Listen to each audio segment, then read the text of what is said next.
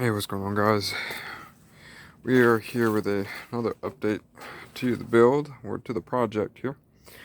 I went ahead and I got the passenger side cylinder head off, and now we are down to just a short block and a full accessory drive in the front.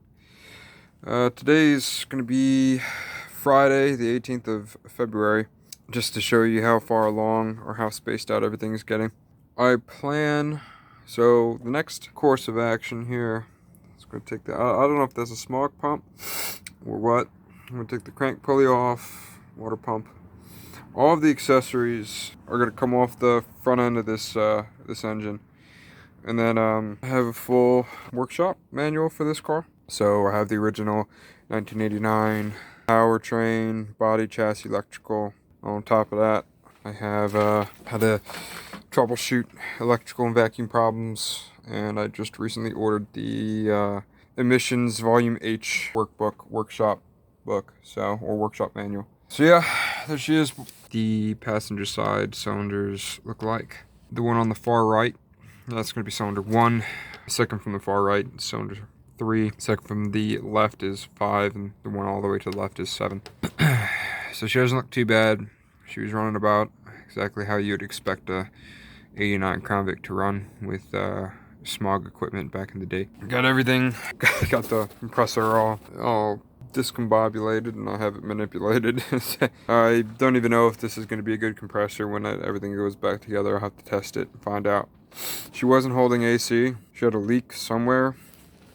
And I have a feeling it's going to have to do with this right here. When the engine comes out, I'm going to go through the whole entire wiring harness and map out the emissions, label everything, and so this way I can get a good understanding of how the car works and operates. So it's an LX LTD, so it has the automatic climate control, which of course is the most complicated to diagnose and troubleshoot. Okay, back at the GoPro. Today, there are 3 bolts that go onto that starter. I stripped the top one. There's one on the bottom, and then there's one to the right when you go underneath. There seems to be, let's see, 1, 2, 3, 4.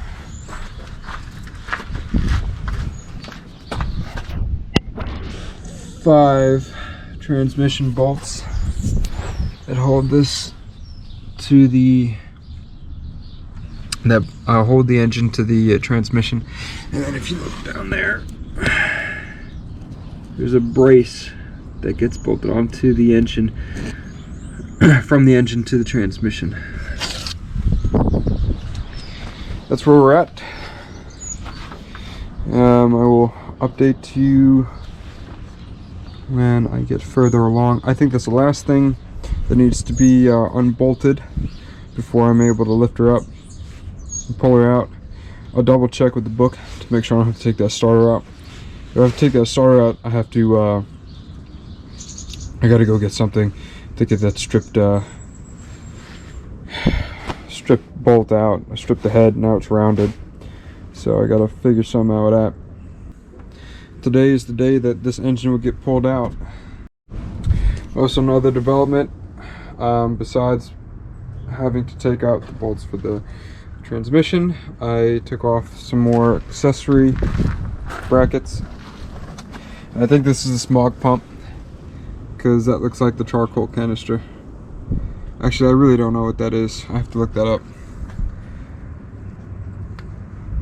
I think this is the smog air pump that recirculates the exhaust back in. I think this is part of the EGR system. I don't know. But like I said, I have the emissions book coming in. So when that comes in, I'll be able to look this up. I can also look up the part number, and then that'll tell me what it does too. Well,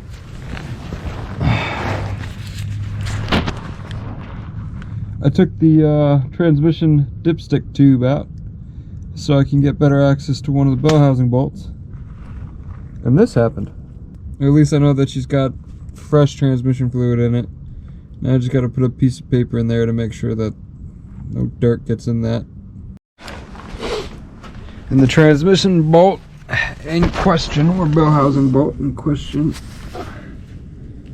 is that one right there. You can see her bleeding out all over the ground.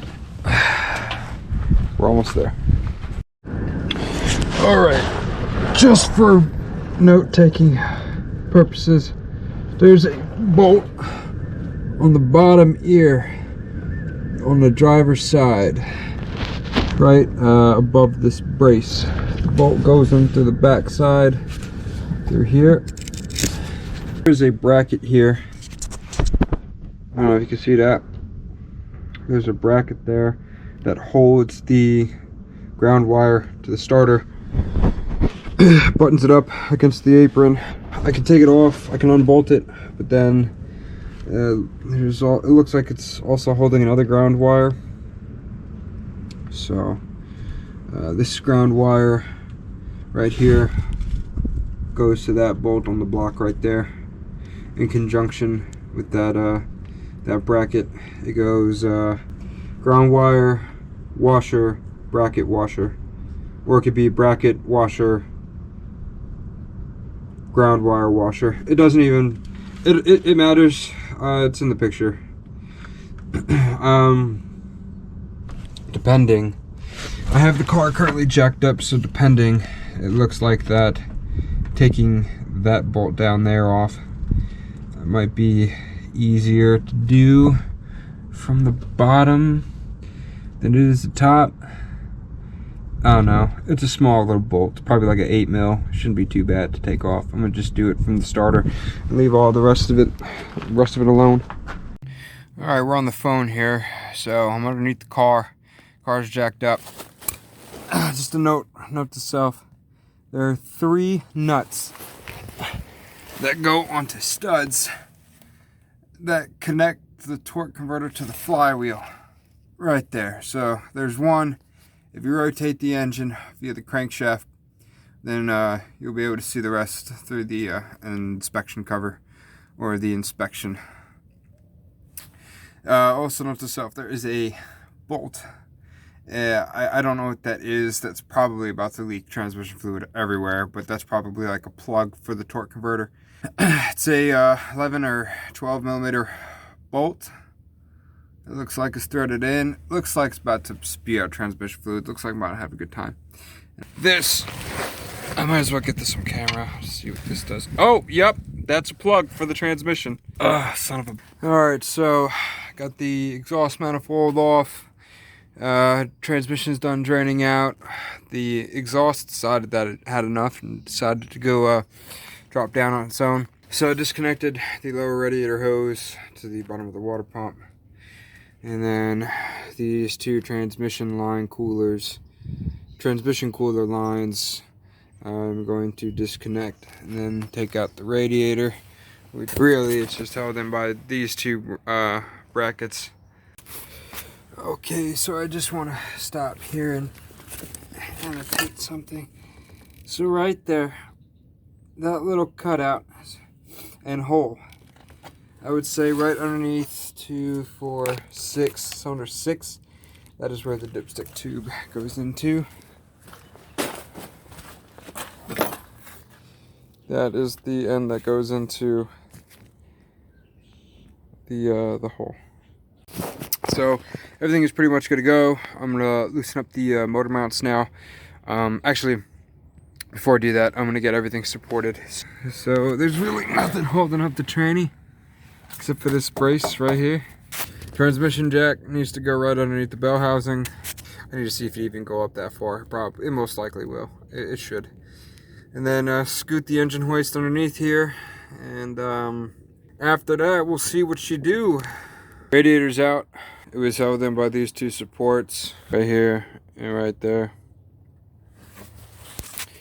That is the line for the overflow tank that I took out. And now I'm gonna show you the orientation for these transmission cooler lines. I got the transmission jack. It's just leaking everywhere. The lines are held in by 2 nuts, right? As you can see, top one is on top, bottom one is on bottom. So it's like two, I believe it was 18 or 17. It was the big nuts were 17 millimeter or 18 millimeter, one of the two, and the screws, I guess you could say, or the flange nuts, something like that. These are 13 millimeter, and they run through. They go, they rest on top of the K-frame, right underneath the oil pan, and then are secured on by a bracket. I think that's a 15 millimeter bolt. And they come through, and that is the bottom one right there, and the top one's a little bent, but that's fine. I can bend it back. And they go straight up to the radiator to cool off. We are one step closer, I think. Just gotta get these right here, those bolts, gotta get them loosened up. And I think we are golden here. Engine mount bolts out, and it is time. Let's get her pumped up. Here we go. Let's see what she does.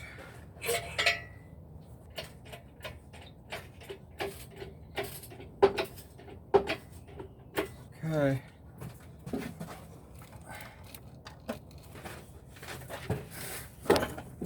There we go. Time to go. Time to go. Come on.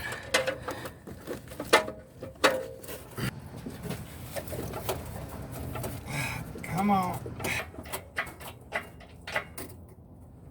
Boy, this is sketchy as. It's just time. Time to go. Oh. Okay, I see what I have to do now. Yes! Yes! Victory! Woo! Yes! Yes! Victory! Please hold. Please hold. Come on. Yes! Let's take a look at here. Woo, baby! She's coming out. She is coming out. Woo!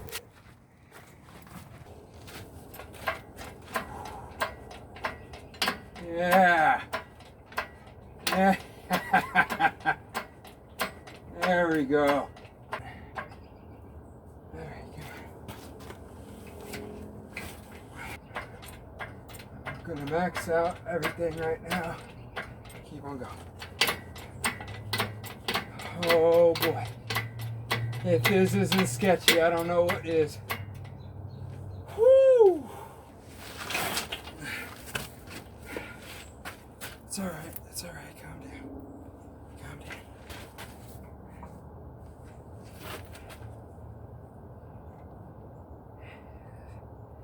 down. Just a little bit. Take a minute. I need to show you. Woo! There she is in all of her glory.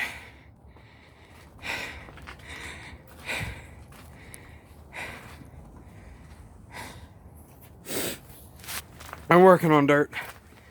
That's why you see me bringing her back and forth like that. I didn't drain the oil out of this. I should have drained the oil. That was extremely sketchy. I think I maxed this thing out. Yeah, how far did I have that? I had that. That's at least 6 foot. Yeah, because this at one point was a little bit higher than eye level from me. There she is. Oh man. Oh, dude, this is amazing. Oh, it has been a very, very long weekend. Look at this. It's out. Wow, what a relief. What a freaking relief, man. There she is. I just can't stop looking at it. There she is. We're going to celebrate with a shipyard. My mom is going to be coming by tonight with a engine stand, and this will go on the engine stand as soon as I get that torque converter off. That's going to be a pain. But there she is, man. Let me tell you something. It's been a long weekend. I started this Friday. No, I've been working on this car every day for about a week. I'll come home from CDL school, and then around 15:30, 1600, and I work on it until 17:30, 17:45, whenever the sunset was. One day I worked on it until 8 o'clock in the evening, so a lot of work, and it all paid off in the end. She came out, no issues, no problems. It took my time. You guys were watching everything as I was seeing it. I wasn't recording it as much because it would have taken me so much longer, but for the more important parts, you definitely saw what was going on. The reason why I'm doing this really is my grandmother gave me this car.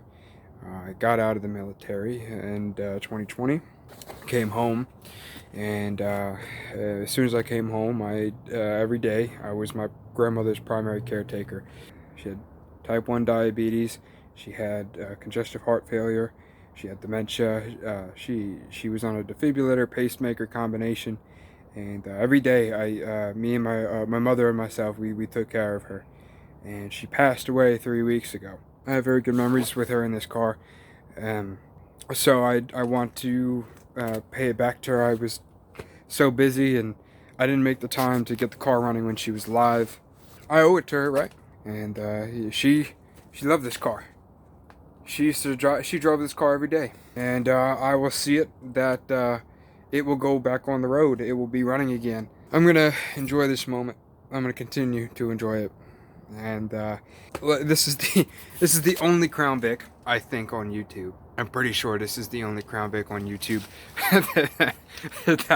that's getting this much attention. Anyway, I do appreciate it. I appreciate y'all staying around, staying and watching. You know. We're gonna continue this. I'm gonna take tomorrow.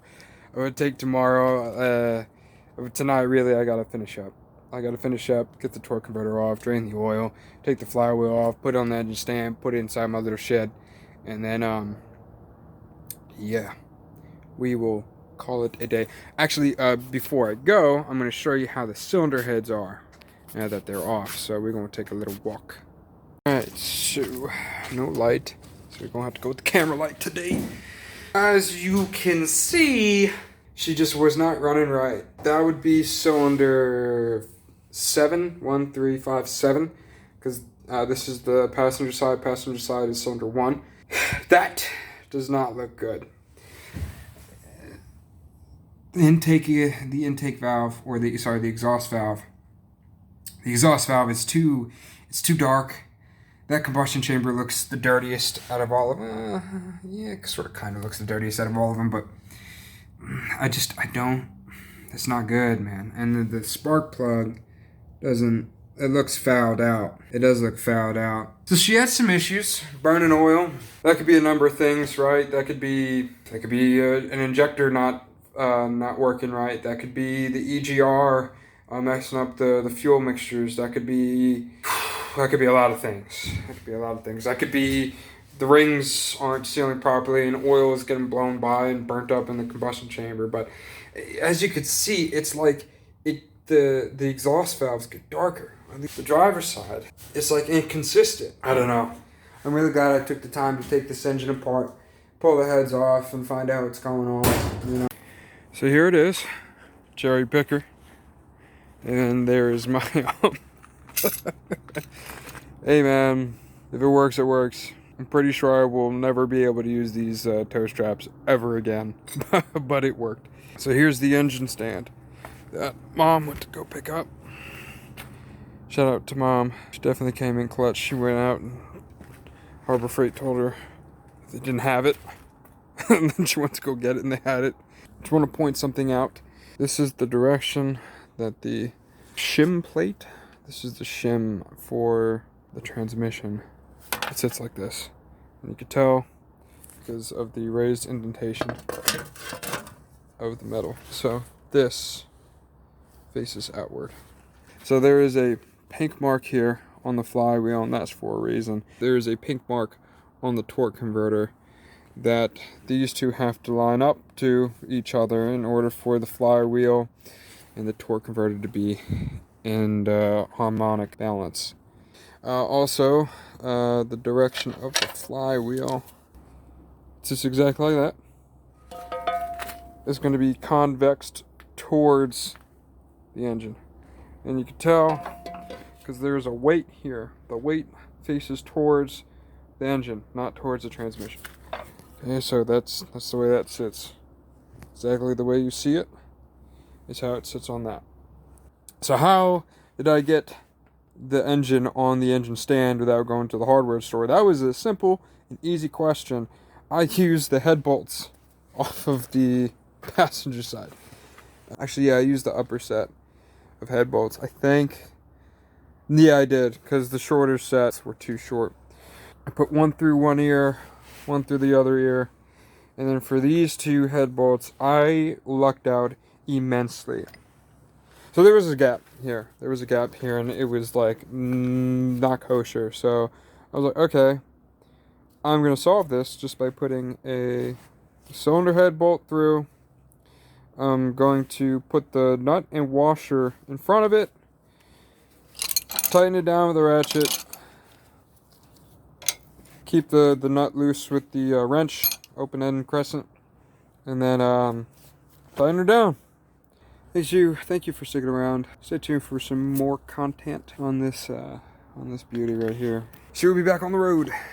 We're looking forward to it, right? Yes, we are. All right. Thank you.